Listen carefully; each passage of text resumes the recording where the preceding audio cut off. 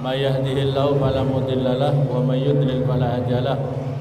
Wassalatu wassalamu ala sayyidina Muhammad ibn Abdillah wa ala alihi wa sahbihi wa mawalah ma ba'd.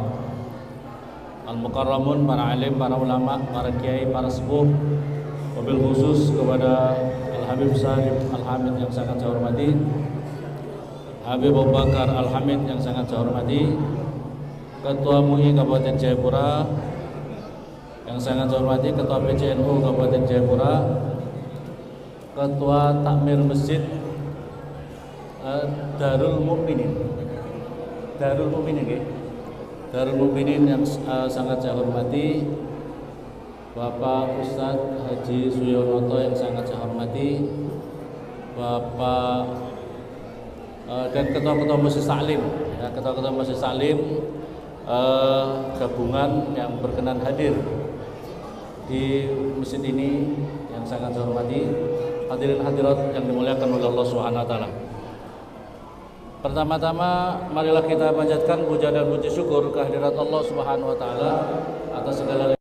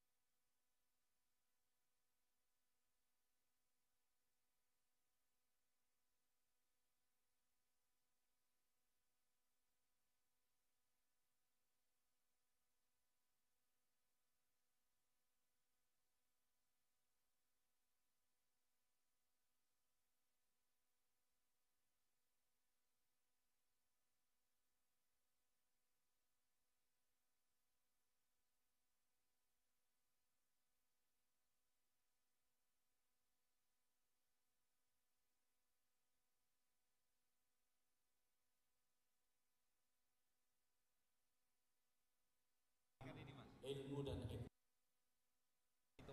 Hadirin yang ingin saya sampaikan memang yang di awal ini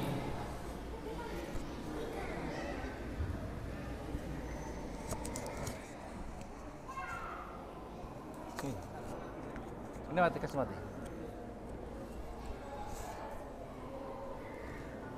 Jadi yang ingin saya sampaikan adalah pentingnya perjalanan Isra Mi'raj ini adalah Rasulullah akan mendapatkan suatu anugerah yang sangat luar biasa yang tidak seperti biasanya. Kalau kewajiban-kewajiban yang lain itu biasanya hanya cukup malaikat Jibril menyampaikan pesan-pesan itu kepada Rasulullah. Tetapi perintah sholat ini sedemikian rupa dipersiapkan Allah untuk Rasulullah, sesuatu yang harus diawali oleh sesuatu yang istimewa. Yang pertama itu adalah dibersihkan dulu. Jadi istilahnya dadanya Rasulullah dipersiapkan untuk menerima sesuatu yang sangat luar biasa istimewa, yaitu perintah sholat.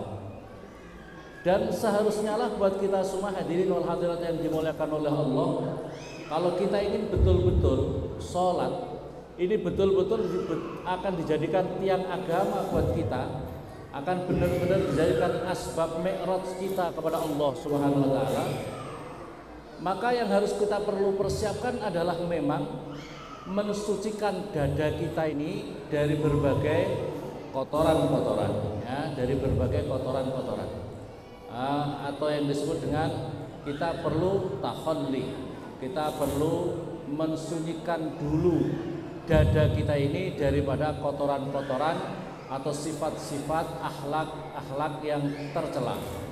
Ya, ini perlu kita persiapkan. Kalau kita masih sholatnya rajin tapi dadanya masih kotor, penuh dengan nafsu-nafsu duniawi, keangkuhan, kebencian, iri hati, ya, segala macam kesombongan, ujub di dalam diri dada kita, maka dirinya masih belum bisa menghayati mi'raj yang sesungguhnya, ya, mi'raj kita kepada Allah Subhanahu wa Ta'ala. Maka yang harus kita perlu persiapkan adalah membersihkan dulu dada ini. Baru setelah itu kemudian hadirin yang dimuliakan oleh Allah, bahasanya yang kalau bahasa tahu takhalli, tajalli, takhalli, tahalli, tajalli. Setelah kita bersihkan dulu hadirin, setelah kita bersihkan dulu berbagai kotoran-kotoran yang ada di dalam dada kita, bahasanya itu kalau sudah bersih baru diisi dengan akhlak-akhlak yang terpuji.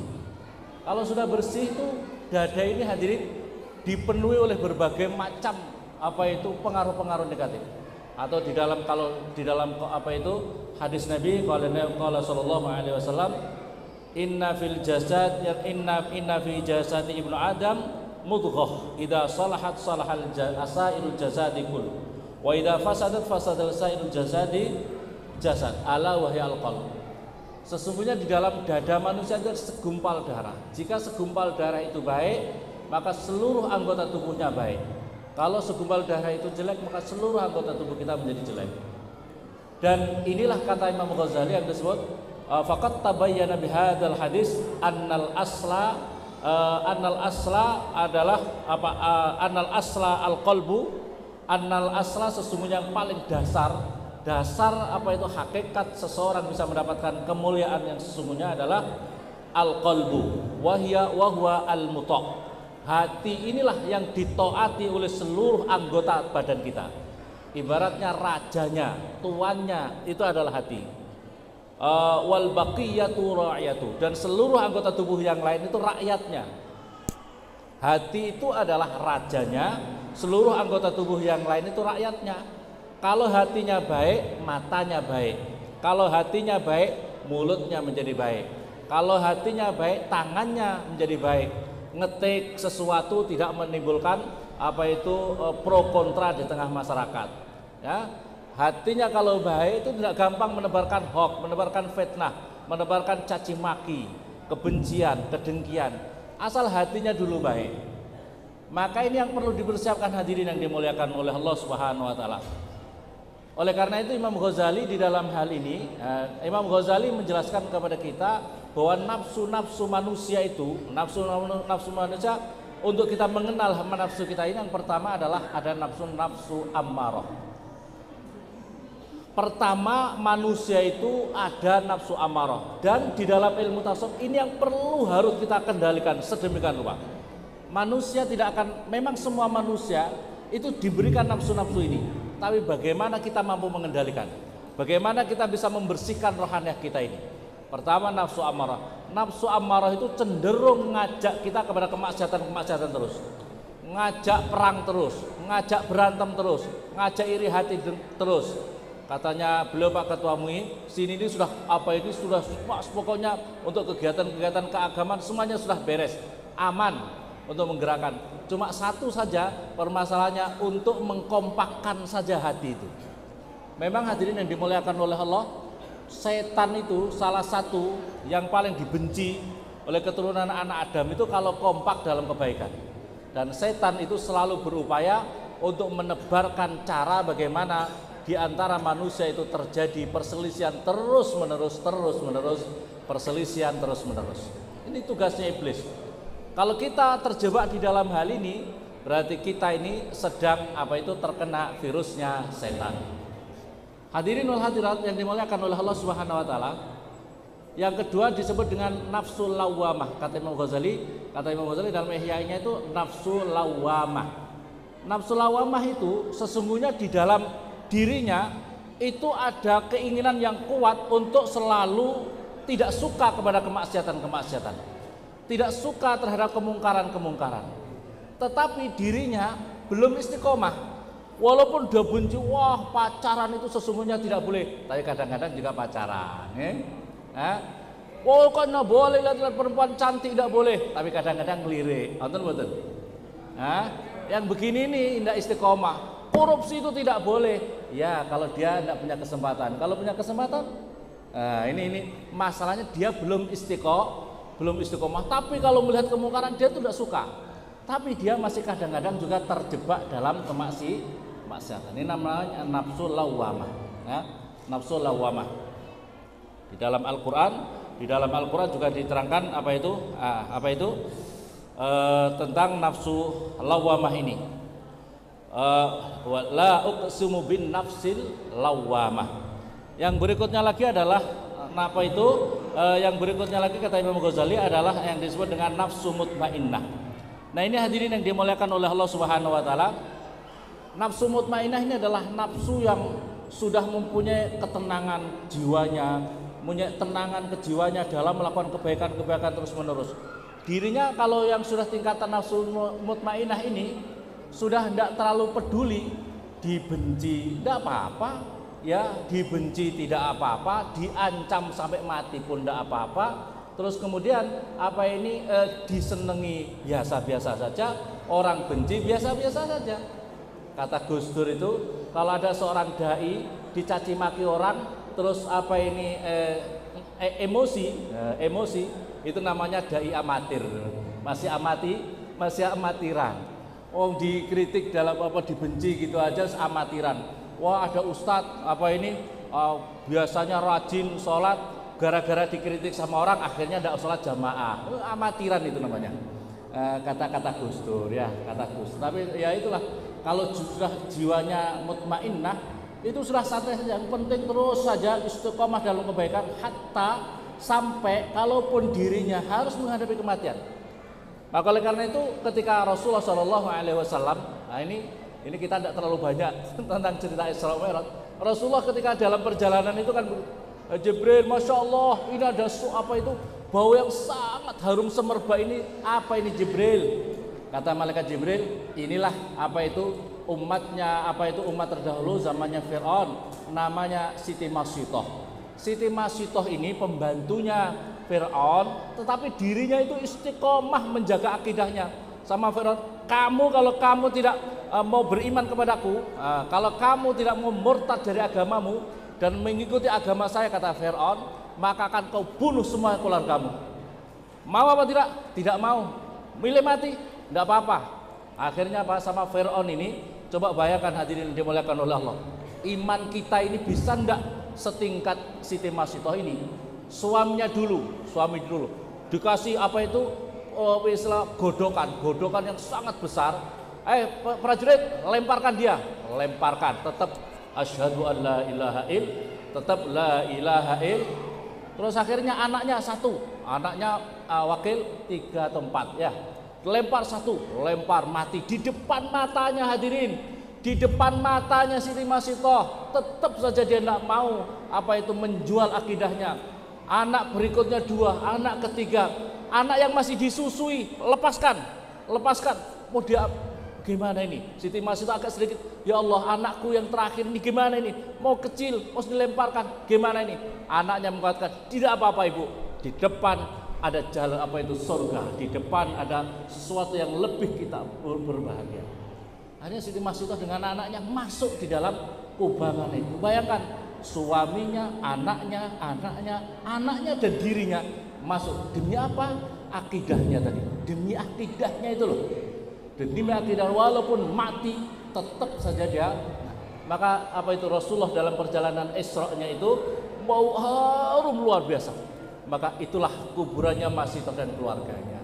Maka hadirin yang dimuliakan oleh Allah Subhanahu wa taala, ini orang-orang yang seperti ini, perjalanan Isra Mi'rajnya Rasulullah inilah yang menginspirasi kita, yang harusnya kita mengambil pelajaran bagaimana kita ini tetap teguh. Orang yang seperti ini tetap teguh sekalipun keluarganya. Ini nafsu mutmainnah.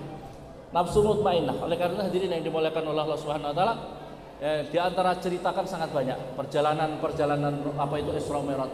Yang di antara perjalanan Rasulullah SAW ada melihat seseorang kukunya panjang-panjang terbuat dari baja panas, baja api neraka, tapi gerok-gerok mukanya dikerok-kerok sampai hancur lebur. Dikasih kembali lagi semua, kerok-kerok lagi begitu. Terus kemudian Jibril, siapa itu Jibril? Itulah orang-orang yang suka iri hati, dengki sama orang lain, suka mencaci orang lain, tapi dirinya sendiri masih suka melakukan kejahatan-kejahatan itu. Dirinya itu wah ngomong gini, tapi dirinya sendiri masih suka melakukannya. Yang berikutnya lagi, Rasulullah juga melihat ada sapi besar. Sapi besar itu keluar dari lubang kecil keluar. Terus begitu keluar mau masuk lagi karena heboh di tengah gitu, mau masuk ke lubang yang kecil tadi, tidak bisa. Begitu berupaya. Apa itu Jibril? Ya Jibril, apa itu Jibril? Kok ada sapi keluar dari lubang kecil mau keluar masuk kok nggak bisa? Karena lubangnya kecil, kalau keluar bisa, masuk nggak bisa. Maka kata Rasulullah, kata malaikat Jibril, ya Rasulullah, ya Muhammad, itulah tandanya orang-orang yang suka menebarkan hoax, menebarkan, kalau bahasa dulu itu provokator, menebarkan hoax, menebarkan fitnah di tengah masyarakat. Ada pejabat ngomong gini, langsung digoreng sedemikian rupa, gorengannya ditebarkan di tengah masyarakat, terjadi kehebohan di tengah masyarakat. Dia mau minta maaf, ya hati-hati.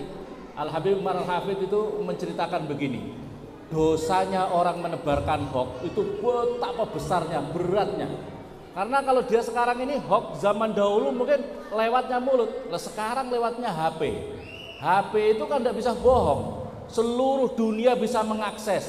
Apa itu hoax kita yang kita tebarkan lewat HP akan tersebar di seluruh dunia, ya. Dan kapan saja bisa diakses, Begitu diakses, kalau kita membuat kelakuan hoax itu, maka akan terjadi dosa jariyah ila yaumil qiyamah. Naudzubillah summa naudzu. Maka hati-hati kita bermedsos. Ini perjalanan Isra Mi'rajnya Rasulullah ini, banyak hal yang harus kita ambil pelajaran, hikmah yang harus kita aplikasikan, kita wujudkan di dalam kehidupan kita ini, hikmah dalam perjalanan Isra dan Mi'raj Rasulullah SAW. Ada hadirin yang dimuliakan oleh Allah Subhanahu Wa Taala. Maka oleh karena itu orang yang sudah punya jiwa mutmainnah, jiwa yang damai, jiwa yang tenang, barulah kemudian Allah Subhanahu Wa Taala memanggil, ya ayyuhan nafsul mutmainnah irji'i ila rabbiki radiyatan. Wahai jiwa-jiwa yang damai, wahai jiwa-jiwa yang sudah tenang, yang sudah stabil, jiwanya itu, irji ila rabbik, kembalilah kamu kepada Tuhanmu. Ar-ruh min amri rabbi, ruh kita dari Allah. Ya, kembalilah kepada Tuhan. Yang dipanggil di sini orang-orang yang sudah punya jiwa mutmainnah, jiwa-jiwa yang tenang. Ketika belum mempunyai jiwa-jiwa yang tenang, nanti orang-orang itu di akhirat akan wujud sebagaimana kata Imam Ghazali itu, wujudnya itu akan berbentuk sebagaimana nafsu-nafsu duniawinya. Nafsu-nafsu duniawinya itu tadi gambaran, ada orang di sana, ada rupanya seperti B2, ada seperti kambing, ada rupanya seperti semacam-macam bentuk. Itu apa? Nafsu-nafsu binatangnya yang ada masih di dadanya itu, ketika dia mati masih terkungkung oleh nafsu-nafsu tadi, maka nanti di akhirat akan seperti itu wujudnya. Di padang mahsyar itu akan seperti itu wujudnya. Maka oleh karena itu hadirin yang dimuliakan oleh Allah, manusia itu harus berproses, berupaya, bersungguh-sungguh untuk menggapai jiwa kita ini pada nafsu diri kita ini kepada nafsu yang mutmainnah.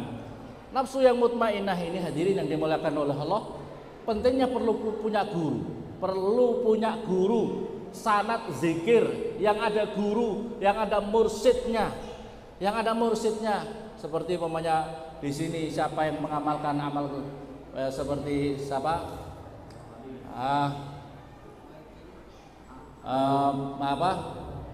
Bafiam Pak Ustadz Khomedi itu beliau membimbing dari gurunya beliau yang ada di Tangerang. Saya sudah berjumpa dengan beliau, ajari zikir setiap malam, zikir Allah Allah Allah, la ilaha illallah la ilaha sampai 11.000. Hatinya tenang, hatinya damai, tidak kemerungsung.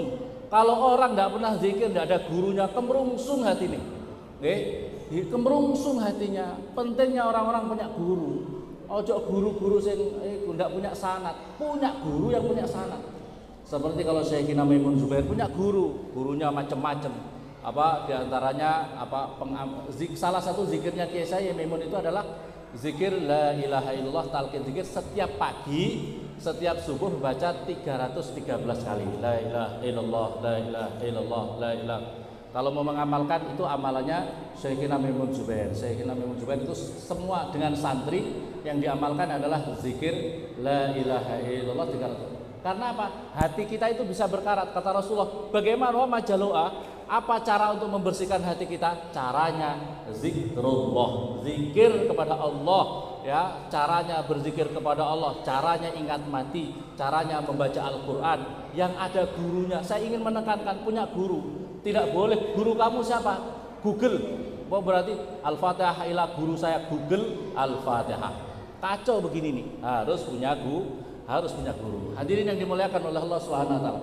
Maka oleh karena itu yang dipanggil oleh ya ayyuhan Tuhan nafsul mutmainnah, wahai orang-orang yang punya jiwa yang sudah tenang, irji'i ila rabbiki radiyatan mardiyah fadkhuli fi ibadi wadkhuli jannati. Ma'asyiral muslimin yang dimuliakan oleh Allah Subhanahu wa taala, orang yang sudah sedemikian rupa ini, orang yang sudah sedemikian rupa, orang yang sudah ahli zikir, orang yang sudah ahli jiwanya sudah tenang, itu sangat berbeda amal kualitas ibadahnya dengan orang yang belum ahli zikir. Orang yang sudah ahli zikir kepada Allah, qala Said Abdul Qadir Al-Idrus, zarratun min a'malil qulub. Satu timbangan yang sangat kecil. Zarrah itu bahasa sekarang itu atom, yang paling kecil sekarang itu atom. Atau kalau zaman dulu kiai-kiai itu sak abote semut muda. Semut muda itu semut yang putih. Itu semut putih kan kecil. Nah, sekarang ternyata yang kecil atom.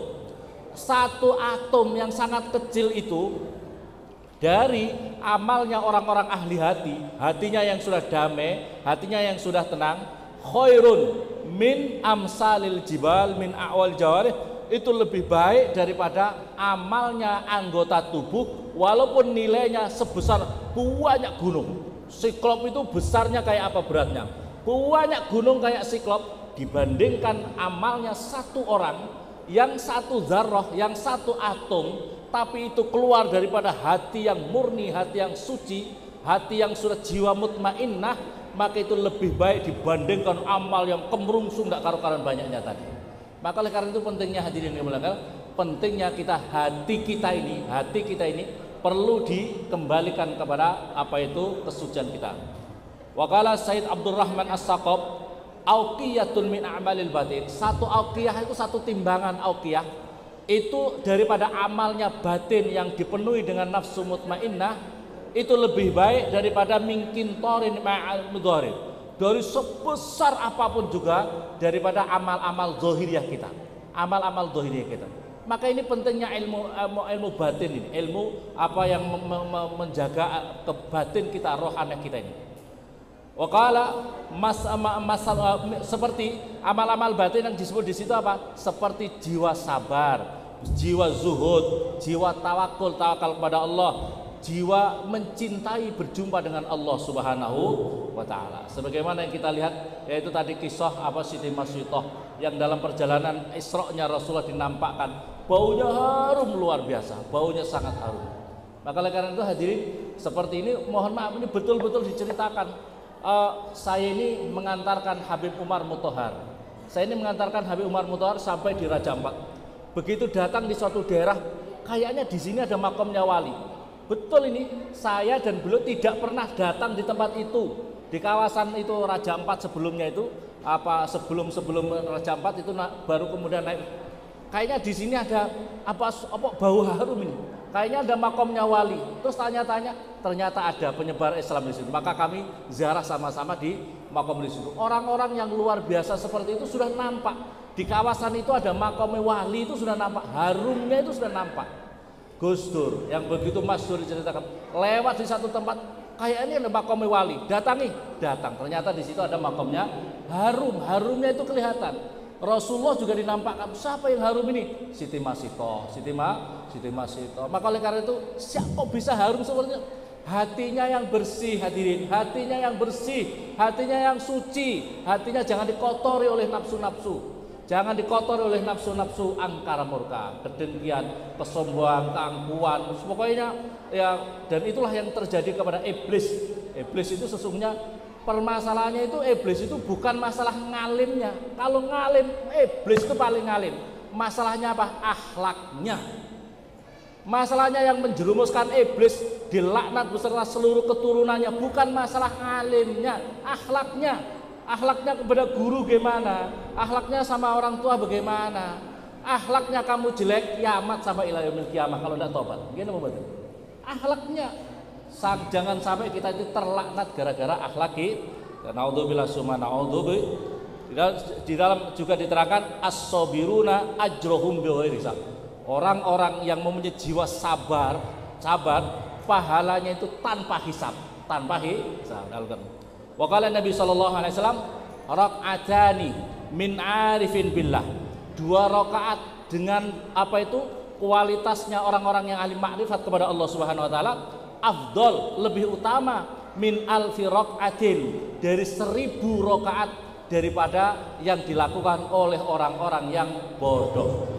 Kalau hadirin dimuliakan oleh Allah Subhanahu wa taala, marilah dengan peringatan Isra dan Mi'raj Nabi Muhammad sallallahu alaihi wasallam semakin kita bisa meneguhkan hati kita, membersihkan hati kita dengan diisi dengan berbagai zikir. Kalau Rasulullah caranya dibelah oleh malaikat, kita sendiri harus membelah dada kita dengan memperbanyak zikir, dengan belajar tasawuf, dengan kita tahu guru kita. Kita harus tahu mursyid kita. Kita punya guru mursyid kita yang membimbing kita, yang bisa membimbing kita, membersihkan rohaniah kita ini. Kurang lebihnya demikian. Hadanallahu ajma'in. Assalamualaikum warahmatullahi wabarakatuh.